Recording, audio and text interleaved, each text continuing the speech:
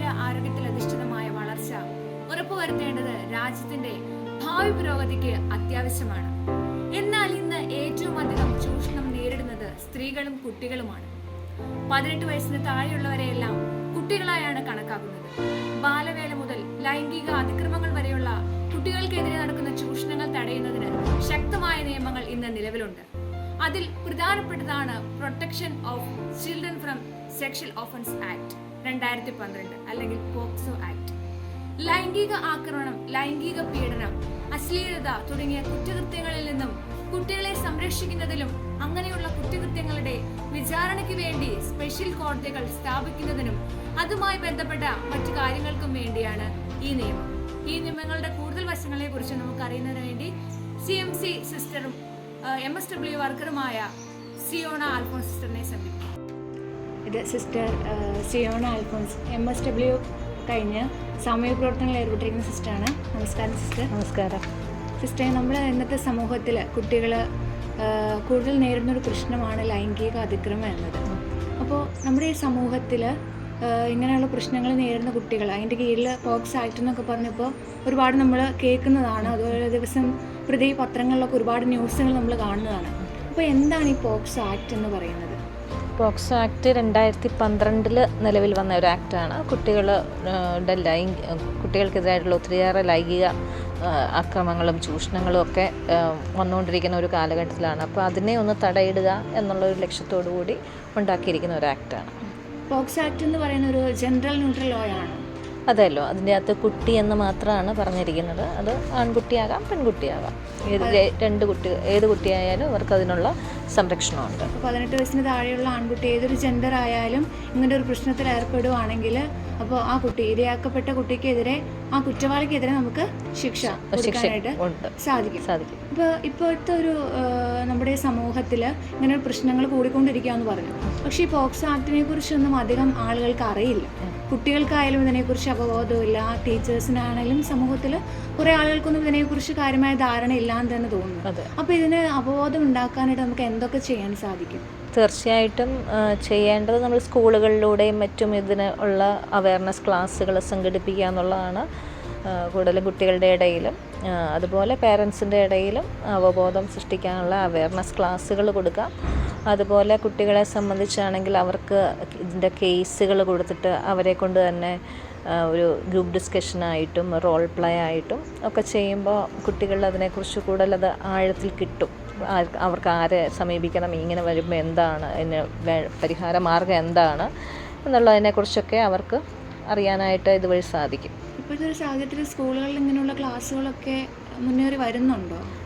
കുറച്ചൊക്കെ ഉണ്ട്. എന്നാലും അവരുടെ മറ്റ് സിലബസിലും ഒക്കെ പോകുന്നത് കൊണ്ട് അതിനുള്ള ഒരു എക്സ്ട്രാ ഒരു ക്ലാസ് എടുത്ത് കൊടുക്കാനൊക്കെ ബുദ്ധിമുട്ടാണ്. പിന്നെ വേറൊരു കാര്യം ചെയ്യാവുന്നത് ഇത് വെച്ചിട്ടുള്ള ഡോക്യുമെൻറ്റേഷൻസ് ഒക്കെ ചെയ്യുവാണെങ്കിൽ കുറേ കൂടെ കുട്ടികൾക്ക് അത് പേരൻസ് ആണെങ്കിലും ശ്രദ്ധിച്ച് അതിനെക്കുറിച്ച് കാണിച്ചു കൊടുക്കാനും ഒക്കെയുള്ള സാധ്യതകളും ഉണ്ട്. എങ്കിലും കുറേയും കൂടി നമ്മൾ ചെയ്യേണ്ടിയിരിക്കുന്നു. അതുമാത്രമല്ല, നമ്മുടെ സമൂഹത്തിലെ കുട്ടികൾ ആൺപെൺ ഭേദമില്ലാതെ തന്നെ ഇപ്പോൾ സ്വന്തം അച്ഛനിൽ നിന്നും സഹോദരങ്ങളിൽ നിന്നും വരെയും ലൈംഗിക അതിക്രമത്തിന് ഇരയായിക്കൊണ്ടിരിക്കുകയാണ് ഇന്നത്തെ കുട്ടികൾ. അപ്പോൾ ഇങ്ങനെ ഒരു പ്രശ്നം മൂടി വെച്ചാൽ ഉണ്ടാകുന്ന പരമാവധി ശിക്ഷ എന്തായിരിക്കും? ഇത് ഒരു കാരണവശാലും ഇത് മൂടി വെക്കാൻ പറ്റാത്ത ഒരു തെറ്റാണ്. അങ്ങനെ എന്തെങ്കിലും ഉണ്ടായാൽ അത് അമ്മയാണെങ്കിൽ പോലും അവർക്ക് 6 മാസം വരെയുള്ള ജയിൽ ശിക്ഷ കൊടുക്കാവുന്നതാണ്. അതുപോലെ തന്നെ നമ്മുടെ ഇപ്പോൾ മാതാപിതാക്കൾക്ക് അതുപോലെ തന്നെ അധ്യാപകർക്കൊക്കെ ഇതിനെതിരെ കുട്ടികൾക്ക് ഇപ്പോൾ ഇതിനെക്കുറിച്ച് കാര്യമായ അറിവുണ്ടായിരിക്കില്ല. പോക്സ് ആക്ട് ഇപ്പോൾ ഞങ്ങളുടെ ഒരു കാര്യത്തിൽ തന്നെയാണെങ്കിലും ഇതിനെക്കുറിച്ച് ചെറിയ ക്ലാസ്സുകളിലൊന്നും നമുക്ക് ഇതിനെക്കുറിച്ചുള്ള ക്ലാസ്സുകൾ കിട്ടിയിട്ടില്ല. അടുത്തിടെയാണ് പോക്സ് ആക്ട് എന്താണെന്നൊക്കെ നമുക്ക് മനസ്സിലാക്കാൻ തുടങ്ങിയത്. അപ്പോൾ കുട്ടികൾ ഇങ്ങനെയുള്ള ഒരു സാഹചര്യങ്ങളിൽ നിന്ന്, ഇങ്ങനെയുള്ള കുറ്റകൃത്യങ്ങളിൽ ഇരയാകാതിരിക്കാൻ വേണ്ടിയിട്ട് ടീച്ചേഴ്സിനും പേരൻസിനൊക്കെ എന്താ ചെയ്യാൻ പറ്റുന്നത്? ടീച്ചേഴ്സിനും അവർക്ക് ചെയ്യാൻ പറ്റുന്ന ഏറ്റവും വലിയൊരു കാര്യം എന്ന് പറഞ്ഞാൽ പേരൻസിൻ്റെ ഒരു ക്വാളിറ്റി ടൈം കുട്ടികൾക്ക് കൊടുക്കുക എന്നുള്ളതാണ്. അവർക്ക് കുട്ടികളിൽ സ്കൂളിൽ വിട്ട് വന്നു കഴിഞ്ഞാൽ സ്കൂളിൽ നടന്ന എന്താണ്, ആരൊക്കെയാണ് ഇവരുടെ ഫ്രണ്ട്സ്, അങ്ങനെ അവർ ബന്ധപ്പെടുന്ന കാര്യങ്ങളൊക്കെ ആയിട്ട് പേരൻസിനോട് വന്ന് ഓപ്പണായിട്ട് ഷെയർ ചെയ്യാനുള്ള ആ ഒരു ഫ്രീഡമാണ് കുട്ടികളിൽ ഉണ്ടാക്കിയെടുക്കേണ്ടത്. അതുപോലെ തന്നെ ടീച്ചേഴ്സും കുട്ടികളിൽ ഒരു പേഴ്സൺ ഓറിയൻറ്റഡ് ആയിട്ട് തന്നെ ടീച്ചേഴ്സും അവരോട് സംസാരിക്കാനൊക്കെ ഇടയാകണം. അങ്ങനെയാണെങ്കിൽ ഇവർക്ക് എന്തെങ്കിലും സംഭവിച്ചാൽ തന്നെ അവർക്ക് ആ ടീച്ചറിനോട് വന്ന് ഓപ്പൺ ആകാനൊക്കെയുള്ള വലിയ സാധ്യതകളുണ്ട്. അതുപോലെ തന്നെ ഇപ്പോൾ നമ്മളിപ്പോൾ യൂട്യൂബുകളിലാണെങ്കിലും സോഷ്യൽ മീഡിയാസിലൊക്കെ ആണെങ്കിലും ഇപ്പോൾ പ്രധാനമായിട്ടും കണ്ടുവരുന്നതാണ് കുട്ടികളെ ബാഡ് ടച്ച് ഗുഡ് ടച്ച് എന്താണെന്നൊക്കെ പഠിപ്പിക്കുന്നത്. അതും ഒരു പരിധിവരെ ഇതിന് സഹായമായി. പിന്നെ തീർച്ചയായിട്ടും അത് നമുക്ക് അതിനു വേണ്ടി തന്നെയുള്ള നമുക്ക് ഡോക്യുമെൻറ്റേഷനൊക്കെ നടത്തി കുട്ടികളെ അതിനുള്ള വീഡിയോസൊക്കെ കാണിച്ചു കൊടുത്തും അങ്ങനെയും ഒക്കെ അത് ക്ലാസ്സുകൾ തീർച്ചയായിട്ടും അത് ചെറിയ ക്ലാസ് മുതൽ കുട്ടികൾക്ക് കൊടുക്കേണ്ട ഒരു സബ്ജക്റ്റ് തന്നെയാണത്. അതുപോലെ തന്നെ നമ്മുടെ പോക്സോ അങ്ങനെ ഒരു കീഴിലൊരു പ്രശ്നം വരുവാണെങ്കിൽ ഇപ്പോൾ ഒരു വീട്ടിൽ ഒരു അച്ഛൻ അല്ലെങ്കിൽ കുട്ടിയുടെ റിലേറ്റീവ്സ് ആരെങ്കിലും കുട്ടിയെ ലൈംഗികമായിട്ട് അതിക്രമിച്ചു, അപ്പോൾ അതിനെതിരെ നടപടിക്രമങ്ങൾ എന്തൊക്കെയായിരിക്കും? ഇപ്പോൾ ബന്ധപ്പെട്ട ആൾക്കാരെ ആയിട്ട് ബന്ധപ്പെട്ട ആൾക്കാരെ അറിയിക്കുന്നു, അവർ വീട്ടിൽ വന്ന് കുട്ടികളെ ഒരിക്കലും ഇത് പരസ്യമായിട്ട് ഒരു വിചാരണ നടത്താൻ ഇല്ല. കുട്ടികളെ നമ്മളെപ്പോഴും കുട്ടികളെ പ്രൊട്ടക്റ്റ് ചെയ്തുകൊണ്ടുള്ള മറ്റു നിയമങ്ങളാണെങ്കിലും നമുക്കറിയാം. കുട്ടികളിൽ 18 വയസ്സ് താഴെയുള്ള കുട്ടികളുടെ കാര്യത്തിൽ നമ്മളൊരു സീക്രസി എപ്പോഴും പാലിക്കുന്നുണ്ട്.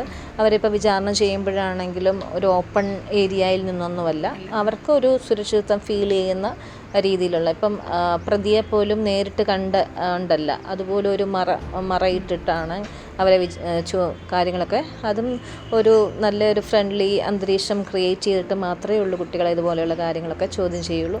അതാണേലും ഇപ്പം പെൺകുട്ടികളൊക്കെ ആണെങ്കിൽ വനിതാ പോലീസൊക്കെ ആയിരിക്കണം ഇതിന് വേണ്ടിയിട്ട് ചെയ്യേണ്ടതെന്നൊക്കെ ഉണ്ട്. ഒരിക്കലും കുട്ടികളെ ഇപ്പോൾ ഒരു 5 വയസ്സോ അല്ലെങ്കിൽ 4 വയസ്സായ ഒരു കുട്ടിയാണെങ്കിൽ ഒരിക്കലും നമുക്ക് ഒറ്റയ്ക്ക് വിചാരണ ചെയ്യാൻ പറ്റില്ല.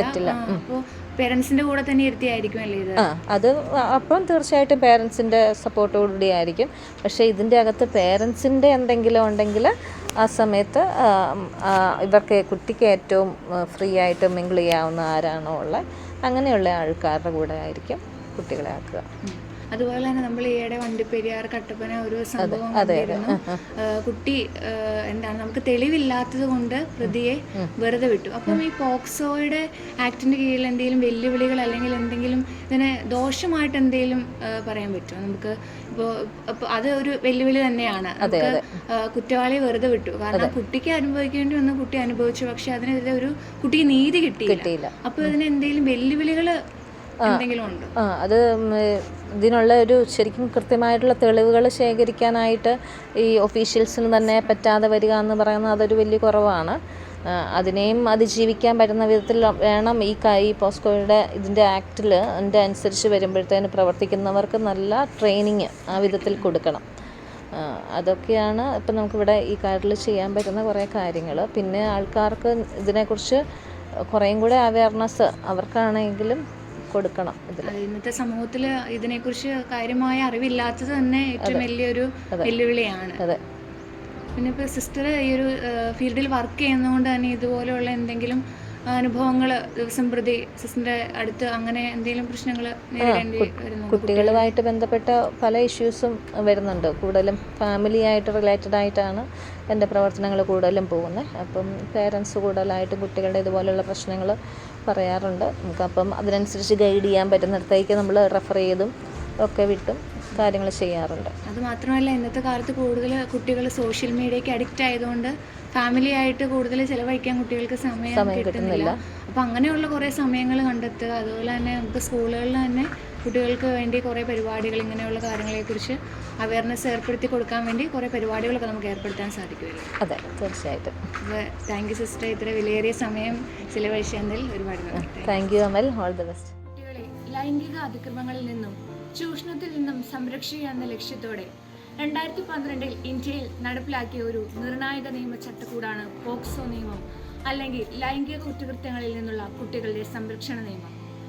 കുട്ടികൾക്ക് എതിരായ ലൈംഗിക അതിക്രമങ്ങളുടെ വിവിധ രൂപങ്ങളെ ഈ നിയമം നിർവചിക്കുകയും കുറ്റവാളികൾക്ക് കർശനമായ ശിക്ഷകൾ നിർദ്ദേശിക്കുകയും ചെയ്യുന്നു. കുട്ടികളെ ലൈംഗികമായി ദുരുപയോഗം ചെയ്യുന്നതിന്റെ വ്യാപകമായ പ്രശ്നം പരിഹരിക്കുന്നതിനും രാജ്യത്ത് ഉടനീളമുള്ള കുട്ടികളുടെ സുരക്ഷയും സംരക്ഷണവും ഉറപ്പാക്കുന്നതിനും നിയമപരമായ ഒരു സംവിധാനം പ്രദാനം ചെയ്യുന്നതിലാണ് ഇതിന്റെ പ്രാധാന്യം.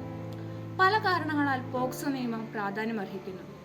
ഒന്നാമതായി, ലൈംഗിക കുറ്റകൃത്യങ്ങൾക്കുള്ള കുട്ടികളുടെ ദുർബലത അംഗീകരിക്കുകയും സംരക്ഷണത്തിനും സുരക്ഷിതത്തിനുമുള്ള അവരുടെ അവകാശത്തെ അംഗീകരിക്കുകയും ചെയ്യുന്നു. ലൈംഗിക ദുരുപയോഗം, ഉപദ്രവം, ചൂഷണം എന്നിവ എന്താണെന്ന് വ്യക്തമായി നിർവചിക്കുന്നതിലൂടെ കുറ്റക്കാർക്കെതിരെ ഉചിതമായ നടപടിയെടുക്കാൻ നിയമനിർവഹണ ഏജൻസികളെ ഈ നിയമം അധികാരപ്പെടുത്തുന്നു. രണ്ടാമതായി, കുറ്റകൃത്യങ്ങൾ റിപ്പോർട്ട് ചെയ്യുന്നതിനും രേഖപ്പെടുത്തുന്നതിനും വിചാരണ ചെയ്യുന്നതിനുമുള്ള ശിശു സൗഹൃദ നടപടിക്രമങ്ങൾ ഈ നിയമം ഉൾക്കൊള്ളുന്നു. ഇരകളായ കുട്ടികൾ ഉൾപ്പെടുന്ന കേസുകൾ കൈകാര്യം ചെയ്യുന്നതിൽ സംവേദനക്ഷമതയുടെയും രഹസ്യാത്മകതയുടെയും ആവശ്യകത ഇത് ഊന്നിപ്പറയുന്നു. അതുവഴി അത്തരം സംഭവങ്ങളുമായി ബന്ധപ്പെട്ട ആഘാതവും കളങ്കവും കുറയ്ക്കുന്നു. നിയമ നടപടികളിൽ ശിശു സൗഹൃദ അന്തരീക്ഷം ഉറപ്പാക്കുന്നതിന് ഓഡിയോ വിഷ്വൽ എയ്ഡുകളും ഉപയോഗം, അടച്ചിട്ട വാതിൽ നടപടിക്രമങ്ങൾ എന്നിവ പോലുള്ള പ്രത്യേക വ്യവസ്ഥകൾ ഉണ്ടാക്കിയിട്ടുണ്ട്. മൂന്നാമതായി, പോക്സോ നിയമം കുറ്റവാളികൾക്ക് തടവും പിഴയും ഉൾപ്പെടെയുള്ള കർശനമായ ശിക്ഷകൾ ചുമത്തുന്നു. ഇത് ഭാവിയിലെ കുറ്റകൃത്യങ്ങൾക്കെതിരെ ഒരു പ്രതിരോധമായി പ്രവർത്തിക്കുന്നു. കുട്ടികൾക്കെതിരായ ലൈംഗിക അതിക്രമങ്ങളുടെ തീവ്രത തിരിച്ചറിയുകയും ഇരകളുടെ പുനരധിവാസത്തിനും പിന്തുണയ്ക്കും മുൻഗണന നൽകുകയും ചെയ്യുന്നു. കൂടാതെ വിചാരണ നടപടികൾ ത്വരിതപ്പെടുത്തുന്നതിന് ഇരകൾക്ക് കൃത്യസമയത്ത് നീതി ഉറപ്പാക്കുന്നതിനും പ്രത്യേക കോടതികളും നിയുക്ത അധികാരങ്ങളും സ്ഥാപിക്കപ്പെടണമെന്ന് നിർബന്ധിക്കുന്നു. കൂടാതെ കുട്ടികളെ ലൈംഗികമായി ദുരുപയോഗം ചെയ്യുന്നതുമായി ബന്ധപ്പെട്ട ബോധവൽക്കരണത്തിന്റെയും പ്രതിരോധത്തിന്റെയും പ്രാധാന്യം പോക്സോ നിയമം ഊന്നിപ്പറയുന്നു. കുട്ടികളുടെ അവകാശങ്ങളെയും സംരക്ഷണത്തെയും കുറിച്ച് ബോധവൽക്കരണ പരിപാടികളും ശില്പശാലകളും നടത്താൻ സർക്കാർ ഏജൻസികൾ, സർക്കാരിക സംഘടനകൾ, വിദ്യാഭ്യാസ സ്ഥാപനങ്ങൾ എന്നിവ തമ്മിലുള്ള സഹകരണം പ്രോത്സാഹിപ്പിക്കുന്നു. കമ്മ്യൂണിറ്റി ഇടപെടലുകളിലൂടെയും അഭിഭാഷക ശ്രമങ്ങളിലൂടെയും കുട്ടികൾക്ക് സുരക്ഷിതമായ അന്തരീക്ഷം സൃഷ്ടിക്കുകയും ലൈംഗിക കുറ്റകൃത്യങ്ങളോട് സഹിഷ്ണുതയില്ലാത്ത ഒരു സംസ്കാരം പ്രോത്സാഹിപ്പിക്കാനും